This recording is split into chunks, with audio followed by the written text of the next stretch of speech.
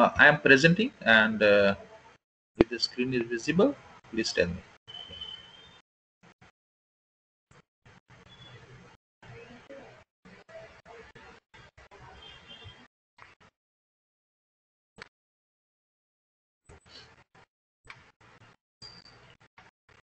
Is it visible? Yes, sir, it is visible. Yeah. Okay. Good morning to all of you, and again, welcome to ATAL FDP on Earthquake Safe Design and Construction Practice by Applied Mechanics Department, OLD College of Engineering, under the aegis of AICTE Training and Learning Portal. We have discussed many experiments in earthquake engineering to understand the behavior of the structures, and we have actually gone through the fundamentals of the earthquake laboratories, why the laboratories are required, what type of testing has been done, what are the equipments we required, and then we talk about the shake tables available in the different countries and the nation. And we said that the 6 degree of freedom shake table can be produced, but the uniaxial shake table can also be very much useful for the demonstration of the structural behavior under lateral loading. We said that the three important things we require is for the laboratory testing in earthquake engineering is the shake table. Then we require the instrumentation setup in form of the vibration analyzer and data acquisition system, and we require the models, right? And then we must have a systematic approach to perform these experiments, right? Because we have to capture the data. When you perform the experiment, it is visible to all of us, and then you can conclude something as far as behavior part is concerned.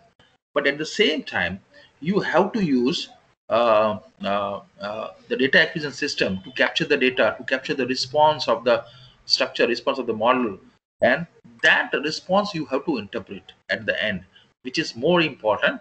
And therefore, data acquisition system is required to record. So we say that we are going to perform a free vibration test. Free vibration test means only initial disturbance is there, and then the system will vibrate on its own elastic property, right? And we know that from the free vibration test we can find out the natural frequency, natural period, and the damping in the system, right? This we can find out. We can also, like, we can record the response of the structure or the model in form of acceleration, velocity, and time, right?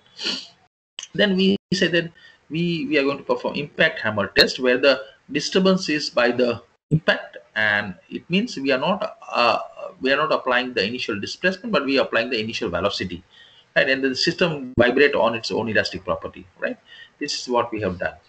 Then the shake table test, and we do the mathematical modeling, and this is the frequency of single degree of freedom system. And then we have gone through the spring mass model. The spring mass model will represent the single story building, uh, uh, where the heavy mass will represent the slab, and the vertical strips will represent the column, right? So we have taken the different aspects, like different material, different height, different mass, different thickness. This we have taken, and I think we have gone through the video in which we have find out the resonance of the model taken place. So we try to understand how the resonance is taken place, how the structures are affected during earthquakes. That we have understood that if the low frequency earthquake will come, then the low frequency structures will be affected. If if earthquake contains high frequencies, then the structure with the high frequency will be affected, right? This is then we go for the mode shapes. You see multi-story buildings. The multi-story buildings are having more frequencies, and then for the different frequencies, that they have the different responses. And we say that if it is a three-story building, you have three natural frequencies. This is the minimum frequency I'm talking about. There are numbers of frequencies we have. There's an infinite number of frequencies we have, but these are the predominant frequencies we are talking about. So the system is vibrating in the mode 1, mode 2, mode 3. If it's three-story building, this is a basic response we are considering. And then we have gone through the videos, right? And then we talked about the open ground story structure, and in open ground story structures, we talked about the soft story effect and the soft story failure we have seen in the last lecture. We talked about the asymmetric shear wall. If you place the shear wall on the one side, then that part will become stiff and other part will become flexible. So it create a torsion in the system, right?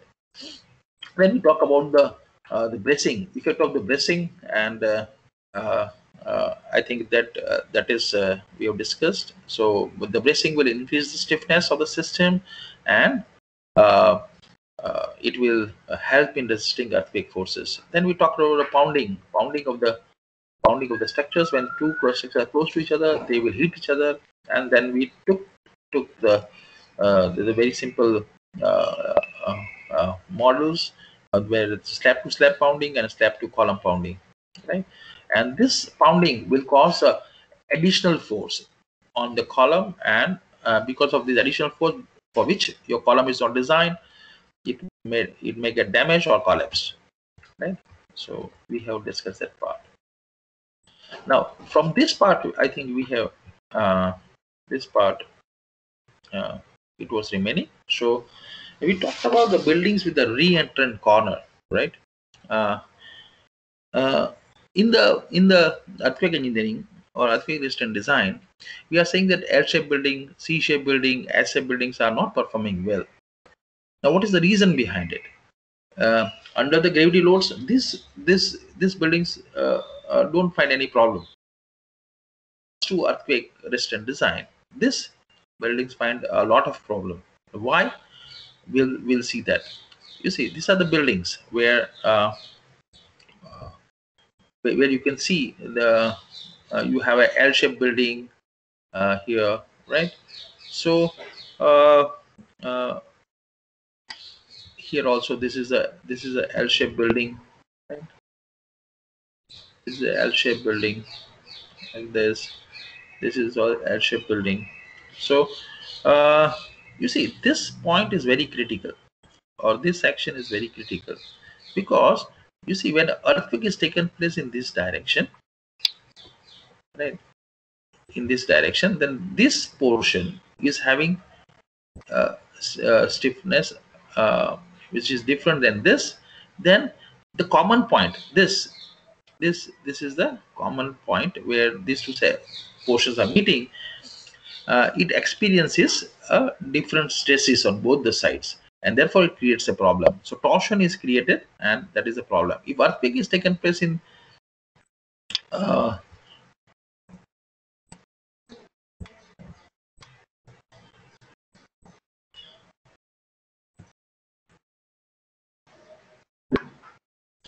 if earthquake is taken place in this direction,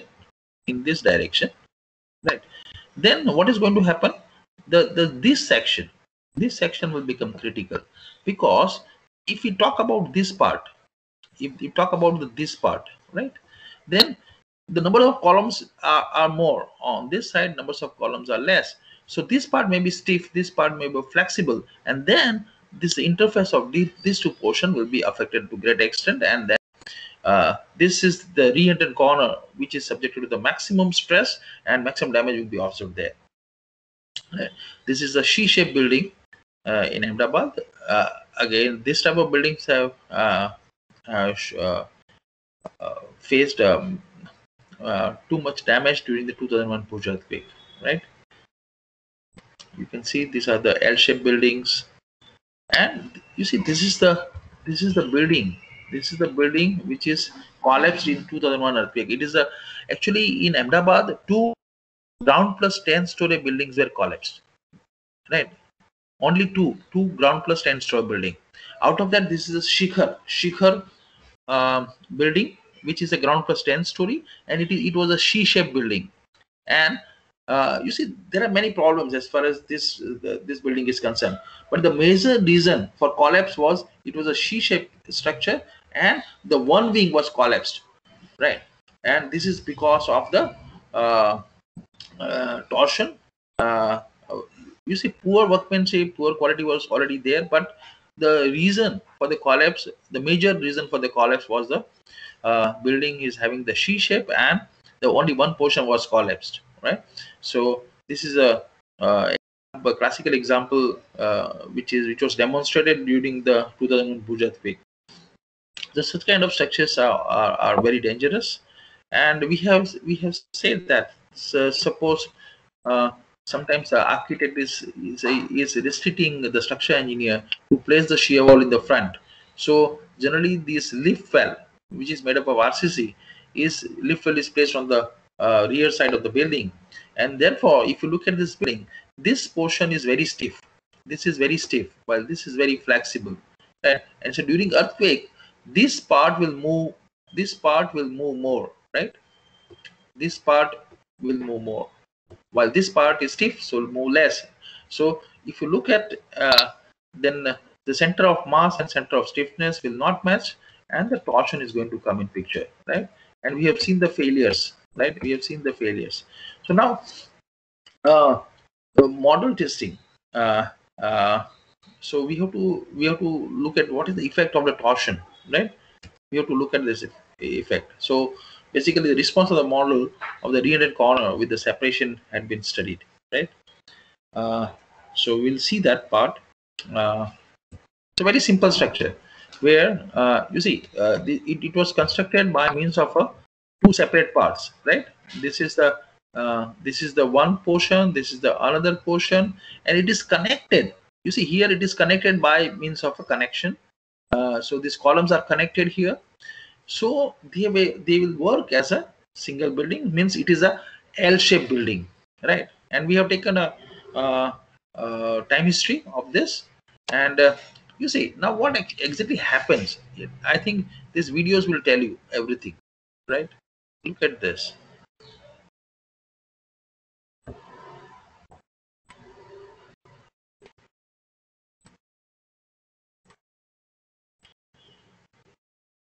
Just look at this.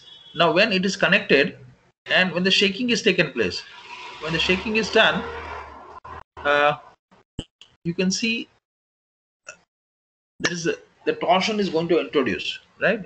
Right now torsion is already there.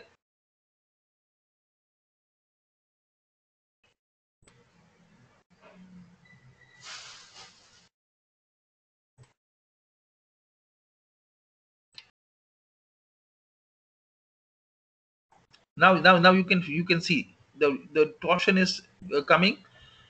A lot of torsion is coming. So you see during earthquake, it is very difficult to handle earthquake forces. Now in addition to that, you are introducing a torsional moment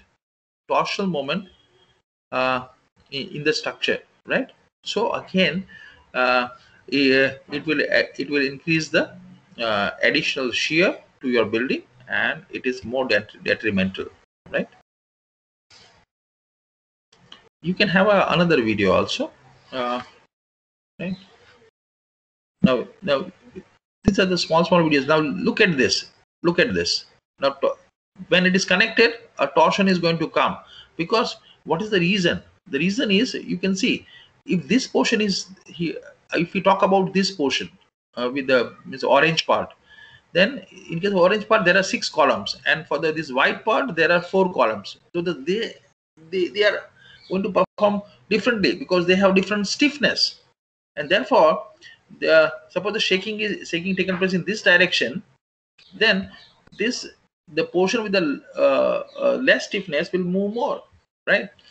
So we have kept a mass of both the things same, right? But the stiffness is only difference, right? Now again you can see this, right? You can see the torsion is there, right? This is a very simple example, right? uh, Generally it is very difficult to digest that L-shaped buildings are not performing well. right? And we are giving the theoretical justification, but when we see this behavior, then it will be very easy for us to understand. Just look at this, right? The torsion is there because both are connected, connected here. Look at this. These are the connections, right? So you can see the torsion in your building. Uh, Again, I'm saying under gravity loads there is no problem as far as this building is concerned, but under lateral loading, these L-shaped buildings are not performing well. If you look at this failure, how the failure is going to take place, this is also a good example. Okay?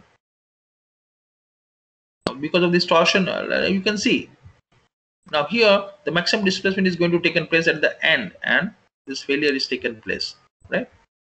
So these columns are highly stressed.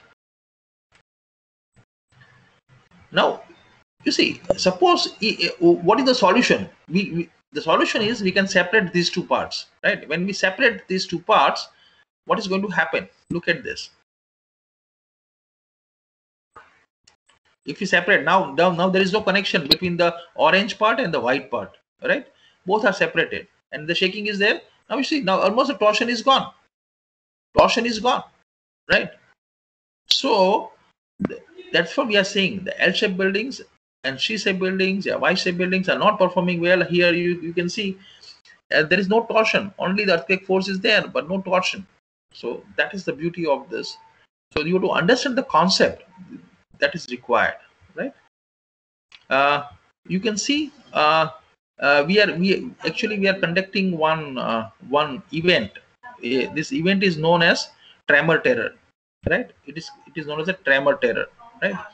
Now where we are giving the irregular structure, we are giving irregular structures to the students, and then we are saying that okay, you have to eliminate the uh, uh, torsion in this building, right? So the students are designing in their own ways. Now this is the problem or solution is given by the students, and then at that moment we say that this solution is not going to work.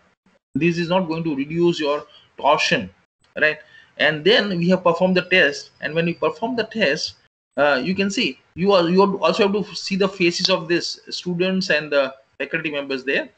So lot of things they can learn from these experiments. Look at this performance where the torsion is there, and when we perform the test,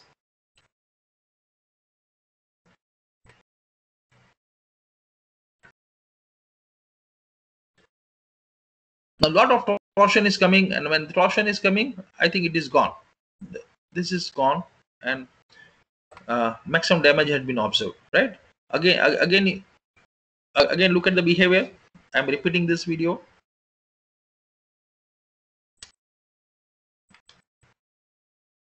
Look at this, and look at the faces, right? Now this student is not believing such behavior, right? This is unexpected, right? So again I'm saying looking the failure in the laboratory is a pleasant thing, but looking the failures in the real life, it's very painful, right? So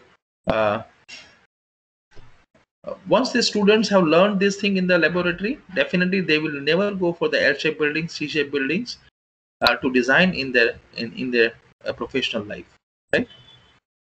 So this is what the thing is. Now then the problem is here when we analyze the data, uh, uh, then we uh, uh, you see this is the result of re-entrant corner building with separation. There is a separation, and when separation is there, then we are getting the acceleration in only one direction. You see acceleration of the floor in one direction. The floor 1, this is the acceleration 4 2 4 3, floor 3, floor, right? So we get the acceleration in only one direction, displacement on the one direction. But when we are talking about a model with the re-entrant corner without separation means torsion is going to come, and when the torsion is going to come, you see you get the acceleration in x direction as well as acceleration in z direction, right? Because your your structure is vibrating in a torsional mode, and therefore you get the acceleration in both the direction, x and z, right? So that is more dangerous, right? Then we have gone for the another model, that is a liquefaction model. And in the liquefaction model, you see the basic experiments had been derived. Basically, we want to assess the potential of the soil liquefaction. So first of all, what is soil liquefaction is more important for us to understand. The soil liquefaction means the soil will lose all its shear strength, right, because of the increase in the pore pressure, right? uh, Again, I'm explaining the liquefaction. The liquefaction is like when we're talking about the soil is getting strength from two aspects: cohesion and the friction, right? Cohesion and friction, because in equation it is come c and phi, right? So the soil is getting strength from the two aspects: cohesion and friction is c and phi. But when I'm talking about the cohesion less soil, in case of the cohesion less soil, there is no cohesion, so the strength is generally depends on the friction, right? Now, if your structure is founded on a cohesion-less soil, then it is going to get the strength of the friction. And now imagine the water table is high. Water table is high, and when the shaking is taken place, this water will come out, right? When the water will come up, then the space between the soil particle is filled up with water. And when the space between the soil particle is filled up with water, then what is going to happen? The friction will not be there, right? So in case of a cohesion-less soil during earthquake, when the water table is high, then there is no cohesion, and now there is no friction. So cohesion and friction is gone. So it means the soil will behave like a liquid, right? So when we try to walk on water, then we are not able to walk because the water don't have the shear strength. And same way, if your structure is mounted or is founded on a soil or cohesion-less soil, and if the water table is high, then uh, uh, the water will come up during the earthquake, and the liquefaction will take in place, and the water will behave like a liquid, and it is not going to support, right? So here we just try to study this isolated footing, raft footing, and pile foundation. What is going to happen? So you can see here. This is the model, a very simple model. Very simple model. You can see this is a isolated footing, right? Now this is a single story building. This is a single story building, right, where the it's having four footings, and then we are performing test. Now this is a sand which is saturated, right? Saturated, it is fully saturated. And this is the condition we have made, and then we are vibrating on a shake table. What is happening? Just look at this. There is a differential settlement, right? There is a differential settlement which is going to take in place. Okay, so this is basically uh, a very simple experiment where uh, your structure is mounted or founded on a sandy soil, cohesion-less soil, which is saturated. Then this is going to happen. Again, I'm repeating this video of isolated building with isolated footing, and then the settlement is there, right? This is more dangerous. If even settlement is there, it is good, but because it is not going to have a structural damage. Now in this case, you have uh, uh, damage which is very dangerous because of the differential settlement. A shear cracks is going to come in picture, right? We will see the liquefaction of the pile, right? Pile also we can see a very simple experiment. You can see this. It's just like a pile, and it's a friction pile, right? And it is placed in the sandy soil, right? Now what is going to happen? You see, if it is end bearing pile, there is no problem, because end bearing pile is resting on a hard soil. But if a pile is resting in a it is not end bearing, but if it is a friction pile, then it is getting strength of the friction, right? Now during shaking, the water will come up. Then what is going to happen? The pile will have a punching shear, right? The pile will go because the soil is not able to support it, and then pile will sink, and once it hit the hard strata, then the settlement will be there, right? Here when you observe this, the sinking of the piles, then uh, just look at the behavior. So you see here it is placed in a sandy soil, which is actually saturated, uh, and now when the shaking starts, what is happening? Just look at this. There is a sinking, right? Now initially there is a difference in settlement on the right hand side. When it touches the bottom of this model, bottom of the tank, and then it's the left part is sinking, right? So there is a possibility of the difference in settlement is also, right, if the friction piles during earthquake, right? uh, Again we'll see this video again, right? Look at this. Initially the difference in settlement is taken place, and then uh, once it right hand side hits the hard strata, then the left hand side again sinks, right? So this is possible. The difference in settlement is possible in case of a friction pile. It is not possible in the end bearing piles. Look at this, right? Now the left part is also sinking, right, because of the reduced friction, right? So this is the case of the pile the structure resting on pile foundation. And when we're talking about the raft foundation, then what is the effect on the raft foundation? We'll see. Right now here it's the bottom slab, it is a raft, and then we are placing on a cohesion-less soil which is saturated. Again we'll see what is happening.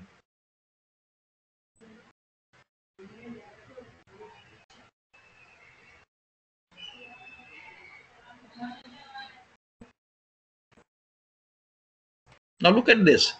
There is no difference in settlement. The settlement is almost even, right? The settlement is almost even. There is no difference in settlement. So it eliminates the difference in settlement, right? So the shear stress in the structure will be eliminated, but raft foundation performs better during the uh, during the liquefaction, right? So this is what we have. Then we have, like, yesterday you have gone through the ductile detailing, and we say that there is a problem and the structure fails because of improper detailing, and we have actually seen these pictures, right?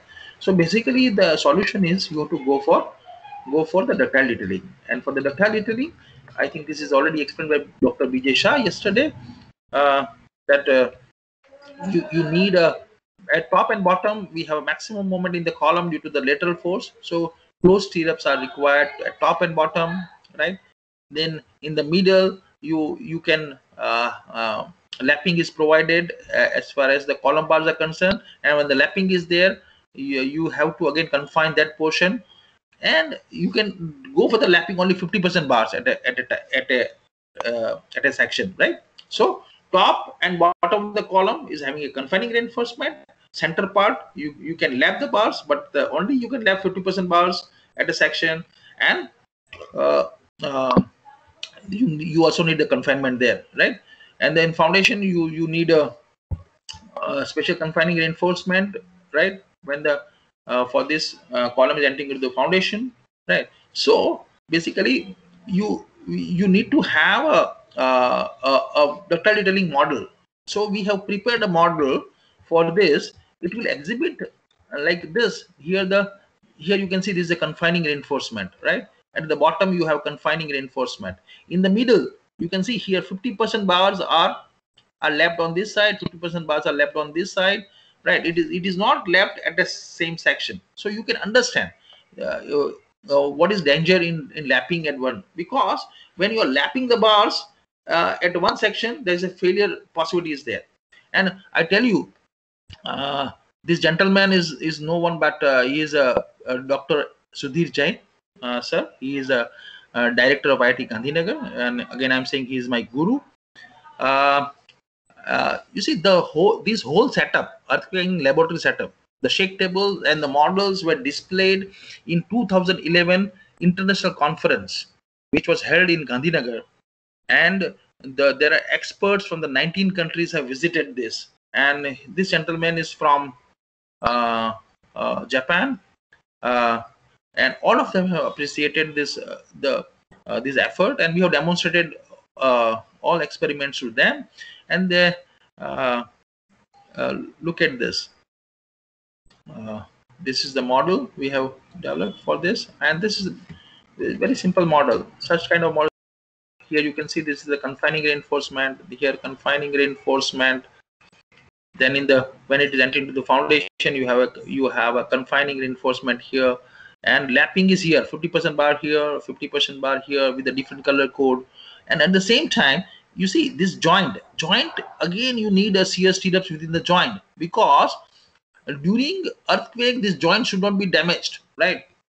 It should damage at the end. When all the components are damaged, then you allow the damage in this component, right? So we have made this model, very simple model, to demonstrate the ductility, right?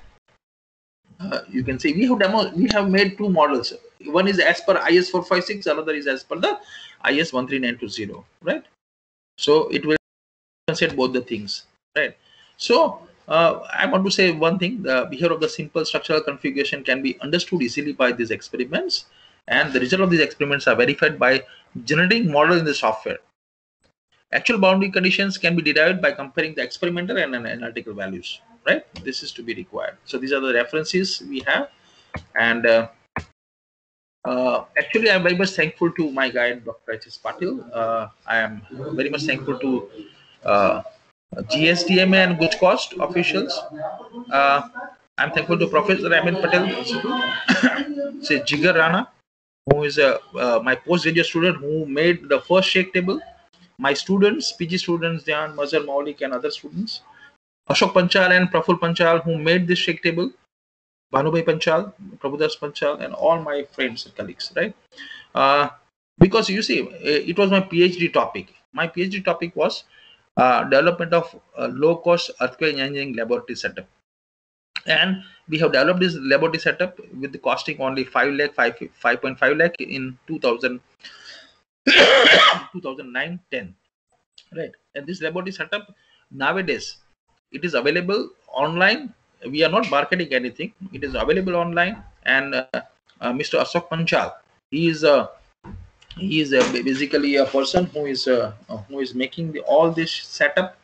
And right now in Gujarat, almost 50 engineering colleges have established this setup, right? So one thing I want to mention, that when you do any work, PhD work, then it must be useful for the society, and it should not remain in the books only, right? So try to make such things, and I think it will help the society to understand something, right? Now here you see this is our earthquake laboratory, and many dignitaries have visited. He is Professor CVR Murthy, he is Dr. DC Rai, Professor Aman Patel, Gajjar, he is a principal right now, Professor BJ Shah, right? And you see, during 2011 international conference was held, and the CM, Chief Minister Sri Narendra Bhai Modi, has also take a review of this particular project, and I think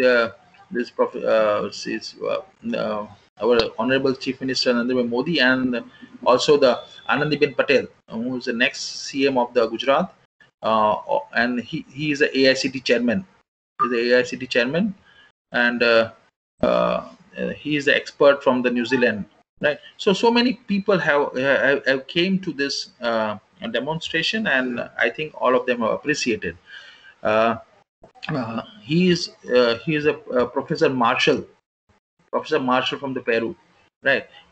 He is working in the traditional housing system, and he has given a wonderful input to us, and they have also visited our laboratory also. Now here you can see so many experts, the Professors Svetlana Brezev, and many other, right? Now this is our laboratory, and in the laboratory these experts have visited. and they had understood what exactly we are doing in the laboratory, right? So if you have any questions, you can ask questions. Now it is open for all. But before I end my lecture, I always saying never give up. Now this uh, cartoon will tell lot of things, right? So never give up, and you have to make your efforts under the worst conditions of your life, uh, and ultimately it will yield certain results, right? So thank you very much for the patient hearing. Right. Now, if you have any questions, then definitely you can ask the questions. Uh, I'm still presenting, and it's open for the questions. And right, please, yes, Hamil. Question is that Hello. in the SEC, hello, can you Yes, hear me, sir? yes, sir. Yeah, In this SEC table, sir, the suppose I'm preparing one model of my building, and yeah, I want to apply the vibration on that, but I want to use the various time history records. Suppose right. Bhuj earthquake. So can we scale that time history and that I can use on that SEC table? You see, Or this is a shake table, mm, which is for the instructional purpose, right? okay, okay, And it is not a servo hydraulic. It is okay. a mechanical shake table, and Mm-hmm. random vibrations you can provide random vibrations. Okay. But So, actually, you cannot input the earthquake time history here. This shake table is concerned, right? okay. Yeah, this is a shake table where we can give random vibrations, and Mm, uh, because you see, we don't have when we input the result, input oh, anything on mm, shake table, right? So it is, mm-hmm. this motion is given by the mechanism, right? So Okay. some of the effort is lost when it reaches to the shake table, right? And Okay. therefore it is little difficult to have a earthquake time history here. That is the problem, right? So Mm, this is for the demonstration purpose for the simple models. But when you have a hydraulic servo hydraulic shake table, then you mm, have a very precise control as far as the earthquake time history is concerned. And definitely when you go for the very precise uh, suppose if here as far as model is concerned, the models are also very demonstrative. But when suppose if I'm talking about a structure, then mm, when I'm modeling that particular structure in a real sense, then the mm. scaling will come in picture. So Yes, sir. the Mm, scaling aspect, right? So you have to mm, cover the scale model with the fundamental things, right? So that is a very important. Which parameter you are modeling is also important as far as scaling is concerned.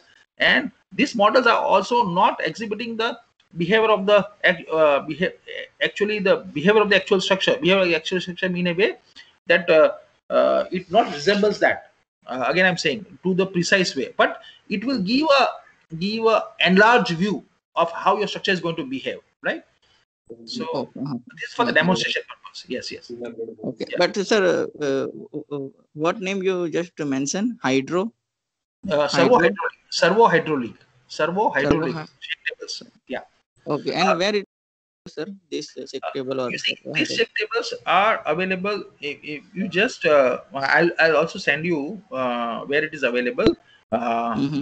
the many companies are making this, but they are very costly. When Okay. suppose if Mm. you want to purchase a shake table of 5 feet by 3 feet, it will may go beyond 1 crore rupees, right?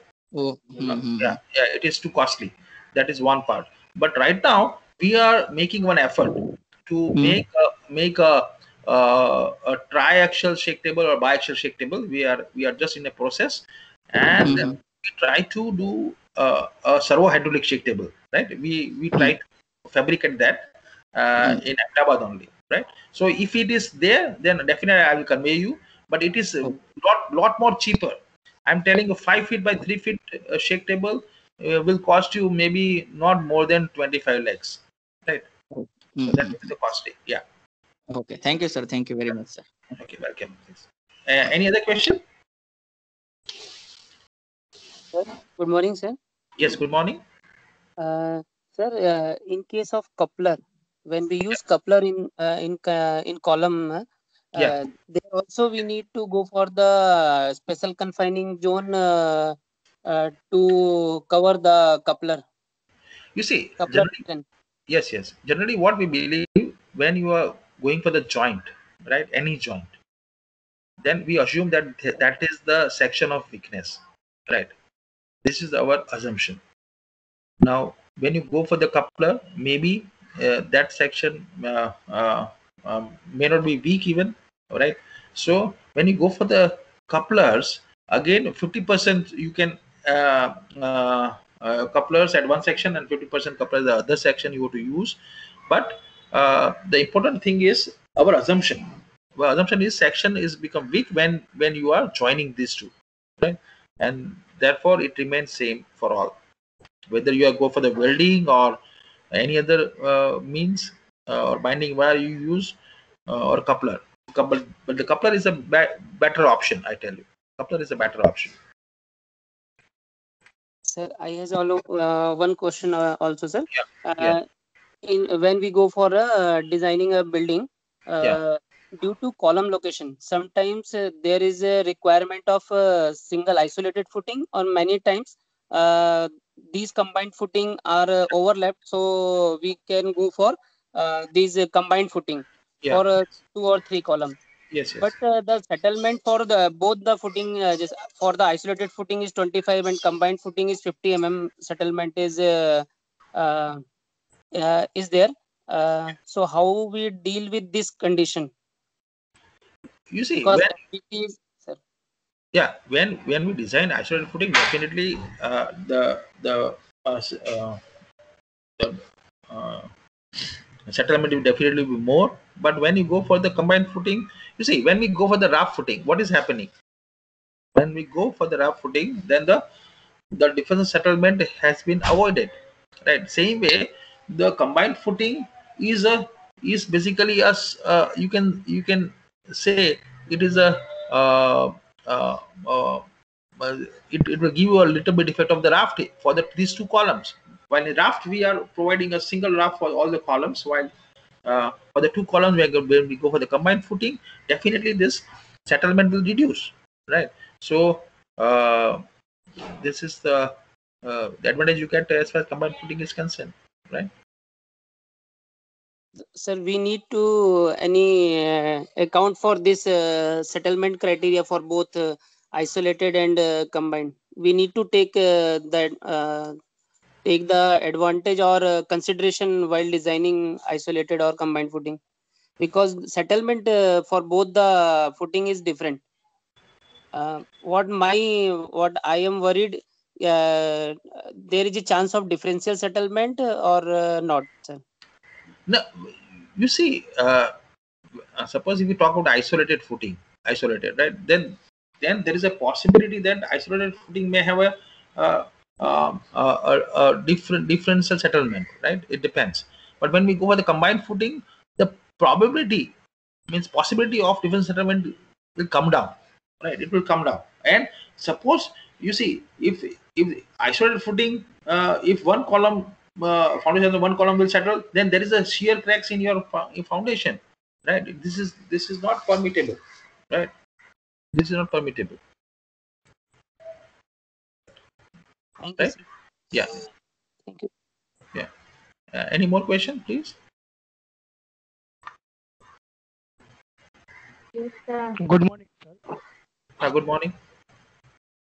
Sir, in our lab, in Yes. practical session, in practical setup, in our shake table, Huh? Your voice is not clear, please. Hello. Yo, please check your audio, please. Puro.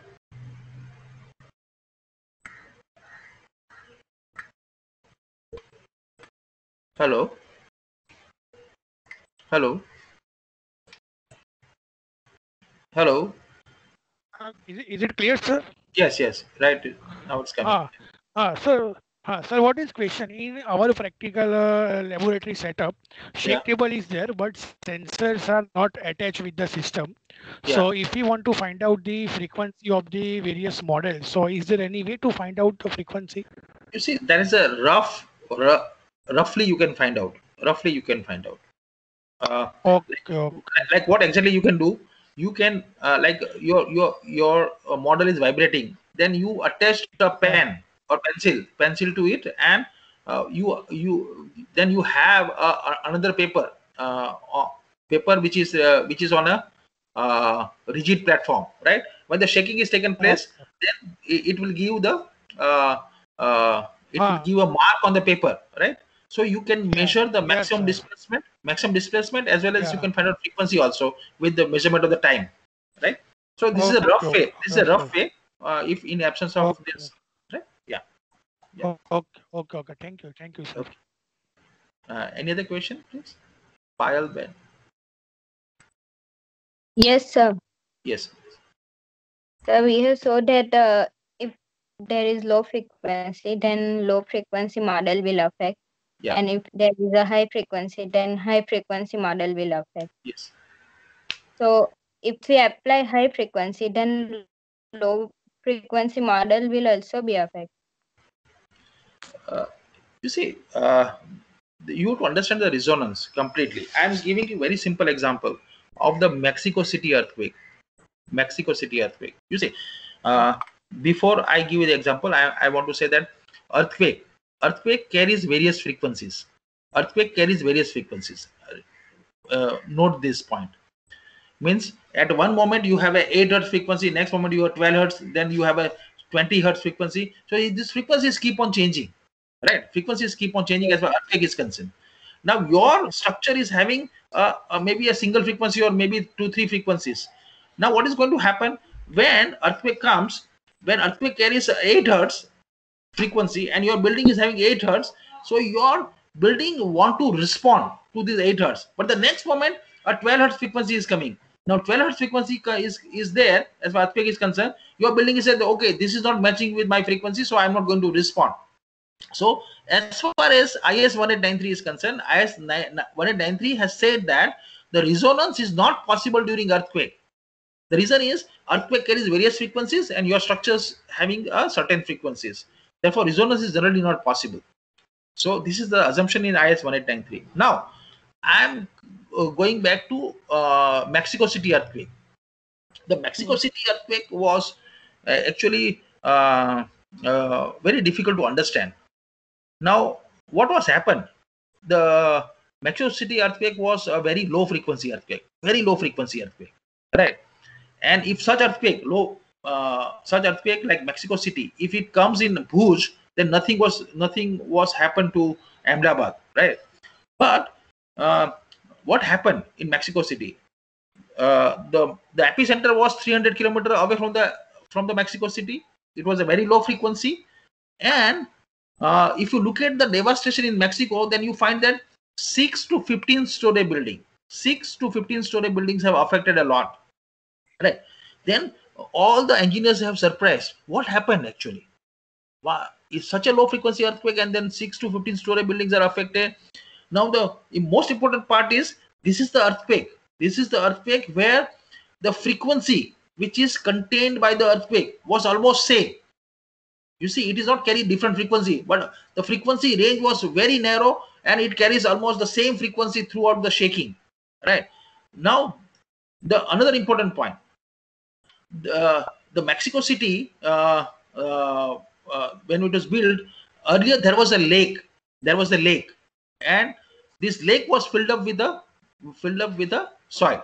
Right now, when the soil is filled up, when the lake is filled up with the soil, then it is not the compacted one. Like what soil we are observing is a naturally consolidated, right, and naturally Yes. compacted.